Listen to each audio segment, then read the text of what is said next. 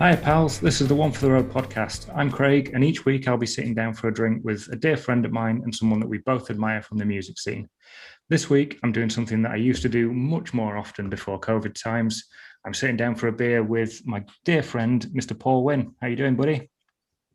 I'm doing all right. And it's nice to know I'm the dear friend and Steve is just someone you know.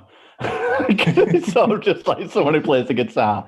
No, it's like, it's almost Thanks like for a giving burn. away the guest. Oh, So I apologize. yeah, we're joined this week by one of my favourite songwriters from the UK. It's Steve Millar, or Arms and Hearts, as you might know him. How are you doing, mate? All right. I got a little bit of a question. You said the word respect. Yeah, this is. I wrote a script for the other ones, and I just recycled it. Like, Fair enough. Yes. How's life? Yeah, it's good. I've been living at my parents for the last year because of COVID, but I'm moving back to Manchester on Wednesday. So that's pretty good. I've done absolutely no music in months. I just got bored of it, so I don't have much to tell you on that front. All right. Well, I was going to ask, is lockdown being like a creative time for you? But it doesn't sound like it. The first lockdown, definitely. I wrote and recorded a lot of stuff. But yeah, the second and the third now. I've started watching Game of Thrones for the first time. Put it off for ages. Didn't like that everyone liked it, so I did that. I wasn't gonna watch it. Started watching it. It's pretty good, gotta say. Yeah, it was popular for a reason. Didn't like that it was popular. Neither did I, man. Like I just kind of like I'll watch it when I want to watch it, when it's cool to watch it. People don't tell me what to do. I tried watching like Breaking Bad like 3 times and I just got bored. So I was like, what people are like, nah, not for me. But yeah, Game of Thrones, that's all I've done the last few weeks. I mean, you also you released an album. Yeah, I also feel like I've got at least like toured out for a year, so I can just chill for a bit. I've got enough chilling at the moment. Is that not a thing? Yeah, so I might as well as just wait. I've got 150 records still sitting about that I need to flog, so can't be writing new records. I'll take one for a $5. Yeah, that's fair enough. But I mean, what was it like putting the album out? Because it was ready to go before lockdown hit, right? Oh yeah, it was ready to go for ages, and I kept like pushing it back for various different reasons. Like there were a couple labels that were looking at helping me, and we just struggled to get it on their schedule. And then we had scheduled it for May, around January time, and then COVID happened, and I was like, I don't want to be taking record labels' money and possibly not make it back. And like because I won't be touring, like there's no like immediate deadline where I need the records to be. I don't need the records in my hands the day I start the tour. So I just thought I sat on it for ages and was just like, I'll just wait until the world's getting back to normal. Should be over in a few months. It was not over in a few months. Yeah, I think we were all quite optimistic about sort of the timescale for this thing around. I have no optimism anymore. I really, really hope One for the Road Festival goes ahead.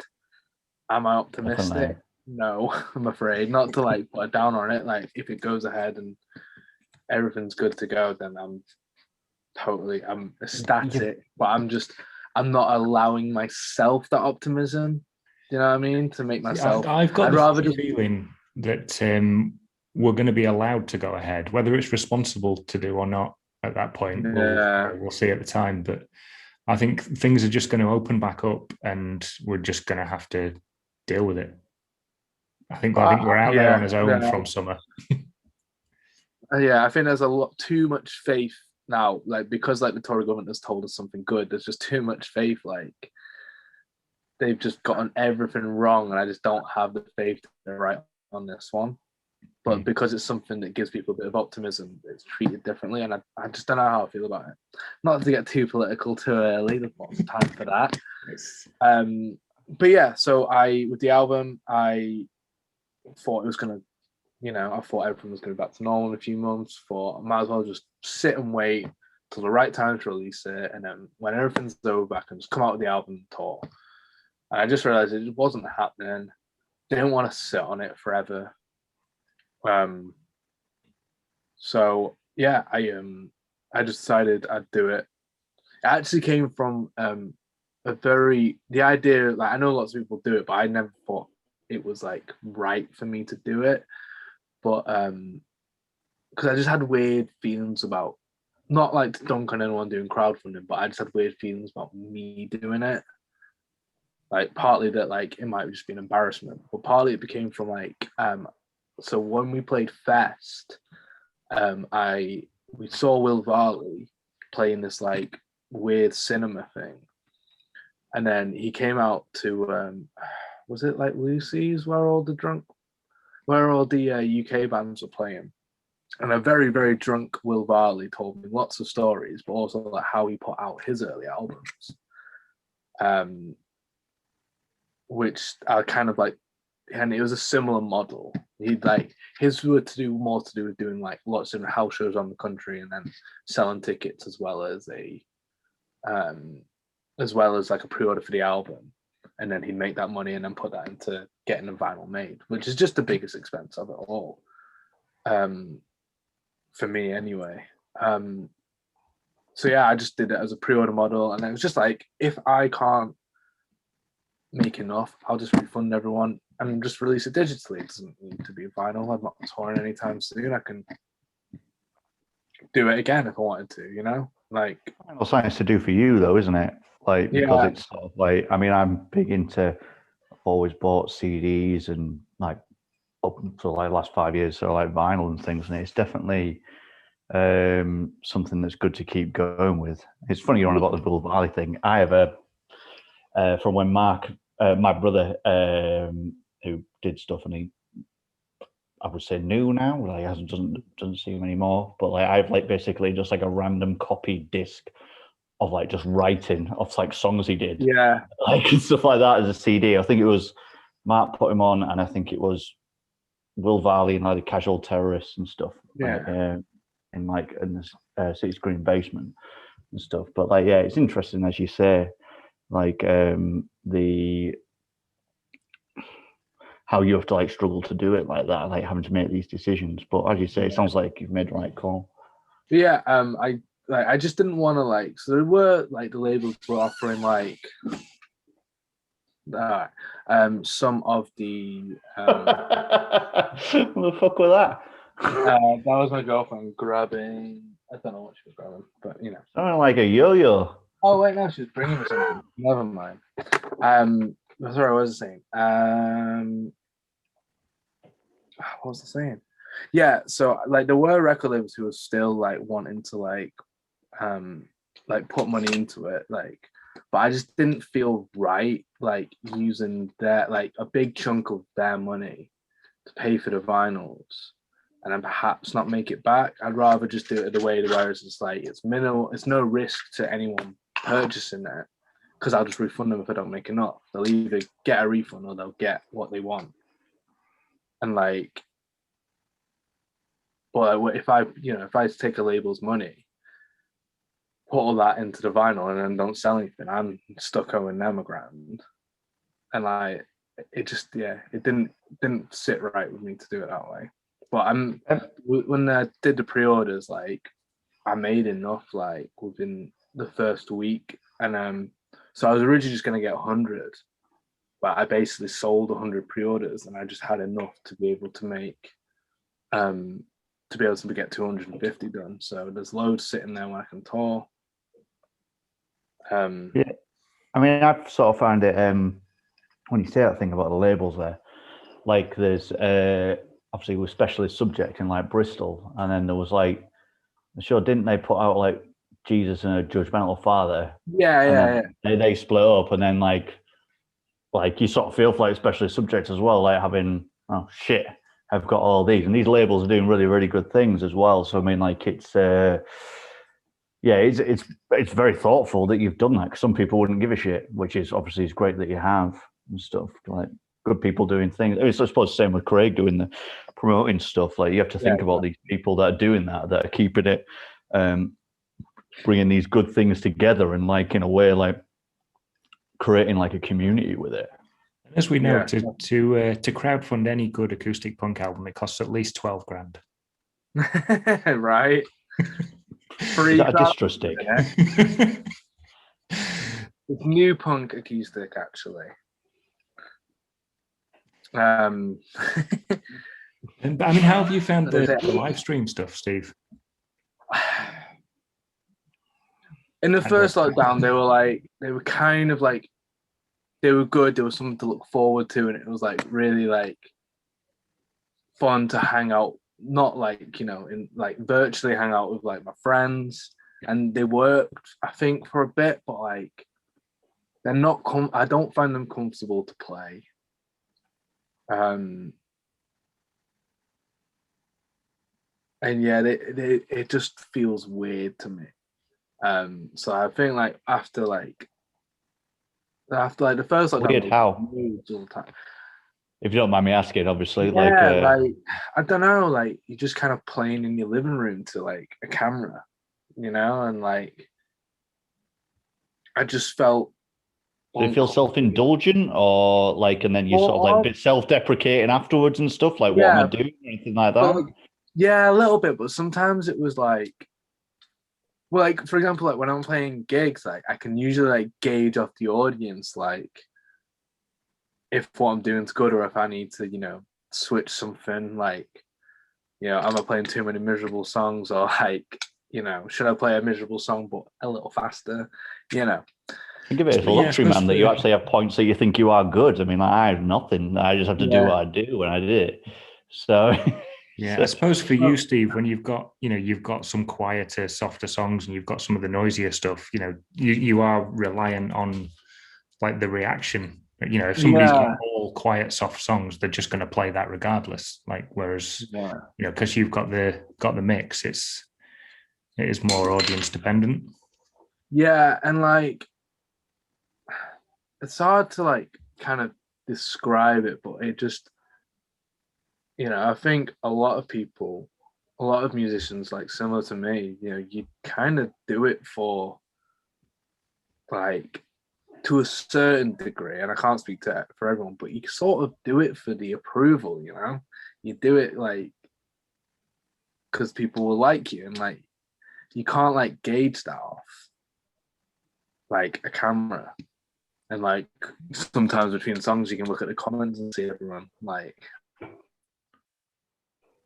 See, I've always found it weird that, you know, like between songs most people say thank you. Piss a bit, but like in a fun way, obviously. But you love it. It's frozen, honey. You're frozen. Am I back? Yeah. No, you were fine. Craig was the one that had a moment, I would say. Yeah, I think I'm back. Yeah, I think you're back. The joys of technology. I do think you're right, though, Steve. Actually, like, obviously, when you do anything like that, like you do it for yourself, but like, almost like I wouldn't maybe say you. Not a justification for it, but it does make you feel less of a dick if you're getting some form of approval for what you're doing. Yeah. Do you know what I mean? Like you do sort of like, oh, I'm not making a complete ass of myself doing something that I want to do anyway, and like on whatever scale. So I mean, like, yeah, I totally get that sort of the like feeling that you do want to have that justification, but not justification in like don't take it too much to an extreme, because in a sense you have to just do it for yourself. But anybody that says they don't do it for that, you almost feel like, well, you're just talking out your ass. Like, do you know what I mean? Like, you're not just going to go. People who say like, I'm just going to play to an empty room. Well, you're just wasting your fucking time. Honestly, I prefer those gigs when it's just playing to just like a couple of people. A couple of people's fine, yeah. Exactly. Yeah. Then like, you know, you've been at plenty of my gigs where there's been a couple of people. I kind of love them. Sometimes just me and Paul, I think. It's Yeah. And we are the Haley, couple of people. see how it is, Haley. Yeah. She doesn't like anyone, man. It's just Haley's just a dick. And you're getting battered June 21st. Yeah. Mate. She's all right. She knows. She knows I'm like. She don't like no one. But yeah, obviously, I mean, you want to get some control, Craig? Yeah, basically. Yeah, do you want to get some control? Me and Steve just like, or me just moaning about your wife. Let's stop with the whole chatting shit about my wife and get back on there.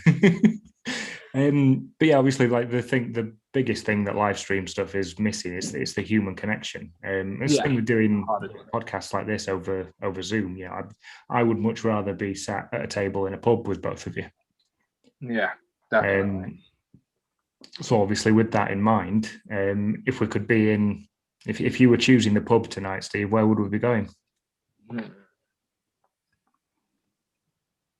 you still not drinking? By still not, like that's not negative. No, I have definitely started drinking again. There was in a good way. Second lockdown, I was like, I'll go sober when I can tour. Like, not happening anymore. I need something. Okay, so kind of want to go. There's a part of me that wants to be like somewhere in Manchester.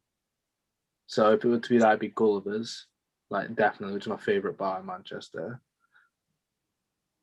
But I also do really like Brighton. Yeah, Brighton's great. Yeah, do you know what? It's gonna have to be Gulliver's because I know I can picture myself in the place in Brighton that I really like, but I can't remember the name of it. So it's not Sticky Mike's. Sticky Mike's closed down. No, never mind. Yeah. Do you know what? Just give me 2 secs. The reflection of just Google pop up. The curtain shut us intermission. I think if me or Paul were asked this question, we would both have the same answer. Where would that be? I'm surprised you don't know. Oh, is it that weird old man bar you took me to? Weird old man bar. Weird old man bar. It's my fucking church. Snickleway. Yeah. Weird old man London bar. has St. Paul's, we have the Snickleway. That's what we've got. Not the Minster. We don't have the Minster. Minster's not a thing. What about the Black Swan? Little old faulty towers there. I've not been to Black Swan for years. Never been in there yet. I love that place. First time I went there, I came to. I think I put on Facebook like this place is like faulty towers. Like the guy was just shouting at people, sat in his bar.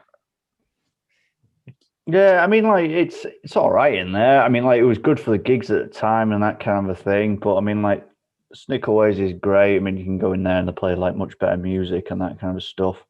And it's always the way to go. Like in York, in that place.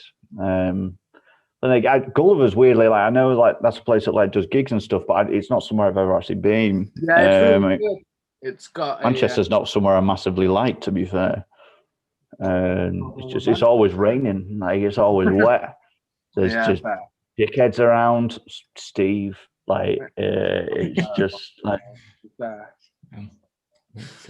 So, what would you be drinking if you were there? Doesn't have to be something that Gulliver sells, by the way. It just. I don't know. I'd be on the beers. Do you know what? I'm gonna say it. I love a Sanny mix. Drinking a nice Sanny mix. Sanny mix. So. I do like the posh. I like IPAs, but nothing beats a nice Sanny mix. Oh yeah. I'm not a massive fan of it. It's fine. I mean, it's like lager. Like I would probably say. How many beers are we having? That's a good question, actually, on it. Yeah, Craig. Because, like, I think that if we're on about, like, well, you can have a beer with your mates and you could have, like, anything like that. But if you're going to spend about, like, 6 hours, like, San Miguel after 6 hours might be an absolute. Because I was going to say Sam Adams. Like I love a Sam Adams, but You could drink after Sam a few Adams hours, for 8 hours. yeah, exactly. You get a bit sick of it, you wouldn't you? die. Yeah, Like, and also it would be a bit much. I mean, the solution is Yankee. It's Yankees good, man, but like it's not been quite as good since it went much as I'm vegetarian, much as it went vegan, didn't it? So I mean, like, so it's more cloudy now, and it's not quite as good. It's better in a sense of the fact it's vegan, which is good, but yeah, as a beer, I tend to would sort of like go for more like a lager or something like that now, because I think you get a better consistency with it. That's poo-pooed on your point there, Craig. My apologies. That's fine. I'm I'm just watching the clock ticking down because obviously we're very cheap and we're not paying for premium Zoom, so we're into the last 7 minutes of our free time. So I'm just going to throw you the last question for this pub bit then. So you've got a quid to put in the jukebox that they've just installed because nowhere has a jukebox anymore. Does have a jukebox. What 5 songs are you putting on? The first 5 songs off my new album. I'll stand there selling them. You like it? Buy it. No, I'm joking. I did write a list for this because I had to think about it, didn't I? I didn't know you were going to ask this, so I'll have to think about it. Am I getting asked, or am I not as important to ask? If you want to throw a couple out, then go for it. So my first thoughts for me, are why would anyone ask Mr. fucking Miserable Guts over here what they want on? But for doing it, I'll throw the boat out. I'll try and keep it a bit happy. First thing I'd put on is I Believe in a Thing Called Love by The Darkness because it slaps. Then I'd put out Come Out You Black and Tans by the Wolf Tones, just so no one forgets where I am politically. And then I put out Stuck Between Stations by the Whole Steady. Because you gotta have the Whole Steady. My girlfriend hates the Whole Steady. Something I deal with on a daily basis. Well, they're widely known as the world's best bar bands, aren't they? So exactly. If you're in a bar, makes sense. So my 4th song, have you ever listened to Yoko Ono's solo stuff? No. He's amazing. I could have had 1,000 guesses what you were going to say then. Like, I wouldn't have got. Have you heard of Yoko Ono? Like John Lennon's school. Like, she's got some real good shit. As soon as the podcast is over, in 5 minutes and 1 second, stick on It's Gonna Rain by Yoko Ono. It's perfect. It's amazing. I stick that on. It's the fuck out of everyone. And then, I don't know, happy one, maybe West Coast by Fiddler. Recently got into Fiddler, maybe a bit too old for it, but you know Fiddler, don't you, Craig? You like all those bands. I never heard of Fiddler. They're one of those bands that I've always sort of seen the name around. Oh, you love Fiddler. They're right up your street. Yeah, I'll go and listen to them. I never even heard who are Fiddler. Should I know who Fiddler are? What kind of stuff is it like jazz? No, it's like Tony Hawk soundtrack was the best way to describe it. All right, okay. Belvedere. So, quick fire then, Paul. 2 songs. 2 songs? Why do I get 2? Because we're running out of time. Get wrecked, Paul. I'm absolutely fuming about that. Right, well, I'm going to go from stuff I've been listening to recently. Good Night and Make Amends by the Rumjacks, because they got a new singer now, don't they? And that song's an absolute tune. And I watched Hot Summer Nights recently. Really good. Well, I've seen it before with Timothy Chalamet. And I'm going to say Roxette, Fading Like a Flower. I'm going to go for them. I'm going to go for a bit of 80s and some Australian Irish like folk punk. Like so. All right, that's 2 sides of a fucking sword there. Yeah. And obviously, when you're in the pub, you do spend a lot of time just chatting shit and nonsense. So I've just got just to finish off, I've got a random fact that I found out today. Oh, no. So in New Zealand, there are actually more sheep than people. How do you feel Are about you that? making fun of me? Is this what you're doing? Is this a gag about me? Why would it be? Well, why would it? Steve, basically, and anybody that's listened to this, I didn't know this was fucking coming. Right. Basically, I have an irrational fear, genuine irrational fear. I'm scared of sheep. Scared of And sheep? yeah, my friend sent me a picture, there was that sheep they found in Australia that had been like it's grown all its wool and stuff like that. Yeah, that's sick. Yeah, man, I was so uncomfortable watching it. It genuinely made me uneasy. I don't like it. And basically, I worked out that it come from, because my granddad worked on farms and stuff, and he'd just tell you things that, now he thinks it's hilarious and stuff. And he's like, oh, that's not true. Like, there was this banging noise at this time. And turns out, he said it must have been a feeding machine. But when I was like 6, he was saying, oh, that's where we keep the bad sheep. Oh, Stuff no. like that. It was just the man's a disgrace. But yeah, sheep weird me out. They make me uncomfortable. I don't like goats either because very similar family of thing. On a whole, I think farms are dangerous places. Less than a minute, but all right. Well, I think we're about out of time then. Right. Thanks everybody for listening. See you later. Bye.